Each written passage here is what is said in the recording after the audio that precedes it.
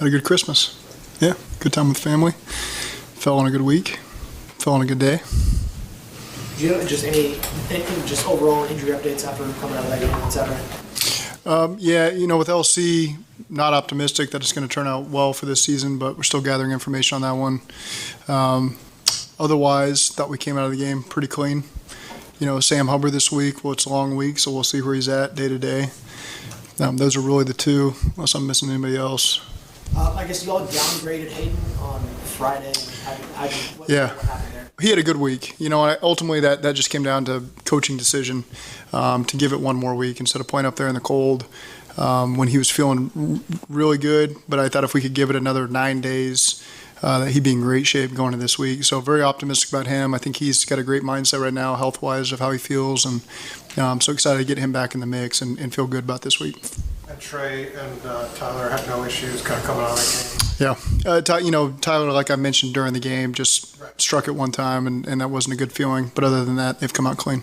How well was LC playing from your perspective when he was healthy before the injury happened? Yeah, he was doing a nice job for us, giving us a great veteran presence. Just the communication over there with Alex and the tight ends. I think he did a really nice job for us. How have you seen Hakeem Adeniji grow since you've drafted him, especially over the past? He's played a really good role for us this year. He's been the backup swing tackle. He's played in those big tight end packages for us. I think that just the more he's played in this league, the more he's seen and understands what the expectations are, and so again, he's continued to grow for us. I'm saying with Hakeem Adeniji, him being injured half of last year and playing different spots up front, how much can you appreciate having someone like him who's so versatile doing what he does? Yeah, that's the life of a guy who's hasn't won the starting job. Is you got to be able to play multiple positions, and you got to be able to practice multiple positions in the scout team, take advantage of every opportunity you've gotten. Obviously, he's been a starter for us at guard. Previously, he started at tackle for us, so he's been able to play a couple different positions for us. What was it about the way that he was playing with preseason and the stuff you guys did earlier in the year that made you say tackle is where we want to keep him and the spot be for him? Did you see something there in him? He had the flexibility to do it, just really where we had our bodies lined up, with Jackson playing guard, adding Max Sharping, and Trey Hill being a center guard flex for us. We need some tackle bodies, and he's shown that he was capable of doing that. It seemed to, not that you'd be surprised, but were you really happy with the way it seemed to fit him as he got out there? Because it seemed to be like, okay, this looks a little more natural for him. Akeem's a smart guy. He played a lot of, I think, a 4-year starter at Kansas as a left tackle. So that probably feels like his most natural position. And so, again, that's where he settled in for us this year. I guess with him now being the start right tackle to make Isaiah Prince, is that be the next swing tackle? We haven't made any determinations about any of the roles that anybody's going to play going in this game. How important is this time of year a guy with experience? Just somebody like Isaiah came in obviously last year with the playoff run. How important is that at this point for anybody that's going to come in and fill a role that you better have experience because these stages are going to be big? I think that's what's been so great about our team is so many guys have gotten that experience, whether it was this year or last year, whatever it is. We really feel like the guys who maybe haven't played starting roles for us feel ready when their number's called. And so whatever position that is, that's where I've got a great comfort level in our team right now that this team is battle-tested, the depth is battle-tested. And so anybody that's called upon, is going to step up to the plate and be a strong part of the unit for us. What do you do this week to kind of correct issues that led to the interceptions on Sunday? I don't think those are any major issues. There are two things that popped up in the game that are things that we can talk about and fix on our own, but nothing that I'm concerned about in the future. Overall, what's your first impression of facing a guy like Josh Allen?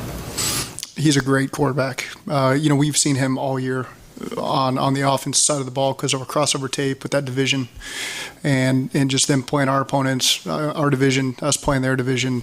We probably crossed over with Buffalo 7 or 8 times this year. And so we've gotten a full dose of what he does. Really exciting player, extends plays. The play's never dead. He's got the arm strength to make every throw that he can possibly make. Probably one of his best throws this year was backed up against Pittsburgh, I think, on the 3rd play of the game when he threw a 97-yard touchdown. So again, he's a big-time playmaker. All hands on deck when you're trying to corral him in the pocket and having to cover downfield, and brings an element to the quarterback run game that can be a challenge as well. So there's a lot of things that they do offensively that you've got to prepare for and be ready for.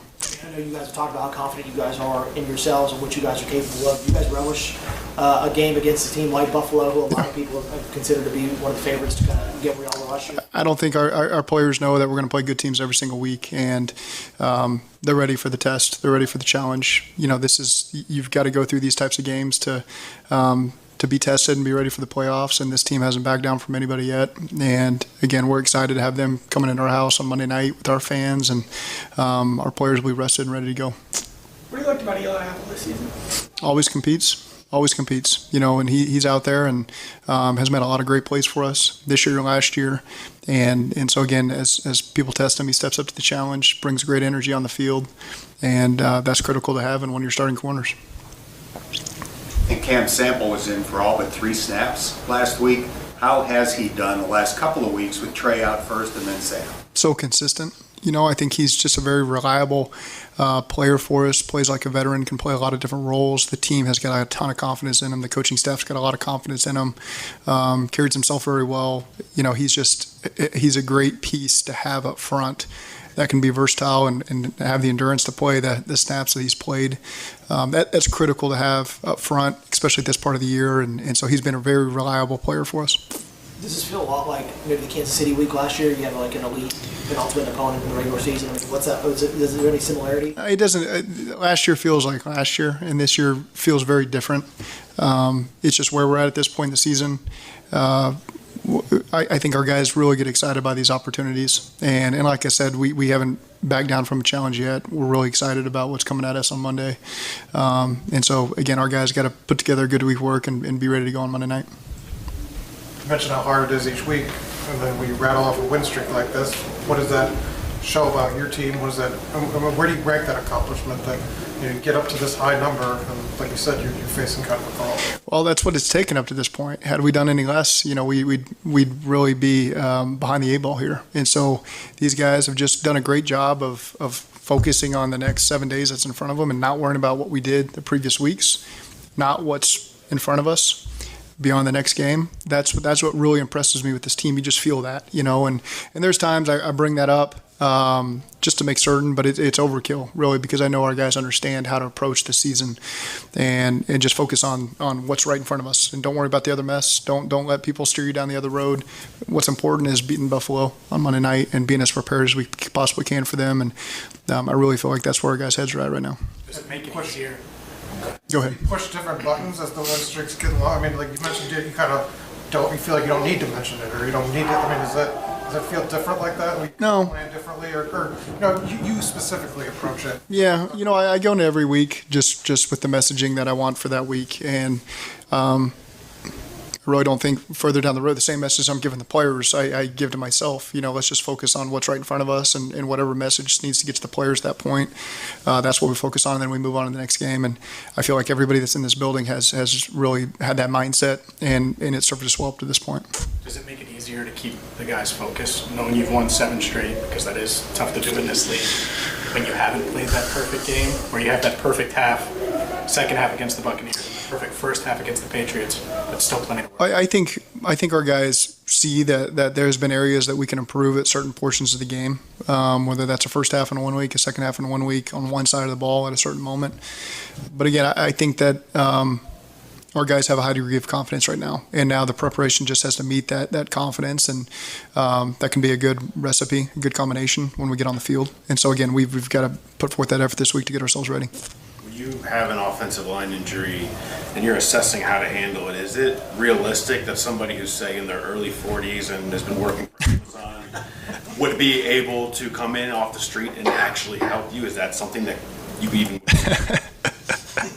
We got good people in the building that we trust. What about any younger options? I mean, you guys do have some, no respect to Andrew, but if you guys, with LC not being obvious for the year, would you want to go get another addition? Would you feel comfortable with who you have in the building? What does that look like from a preliminary standpoint? Well, I think our scouting department does a great job of always evaluating our options. And so I always trust them. If they bring somebody to you and say, hey, take a peek, we'll always do that. But again, we've got guys that we've had in here developing, working in our system, that we've got a high degree of trust in that can help us do the things that we need to do this year. You were trying to get a timeout on that play where LC got hurt. How hard is that to not play that one in the game where if he had hurt you? Yeah, that's football. If they hadn't had their earmuffs on, then maybe they could have heard. But that's just the way it goes sometimes. Is there something specifically you didn't like about that play that you wanted to get a timeout there? We were in a check system there, and the clock was just running low.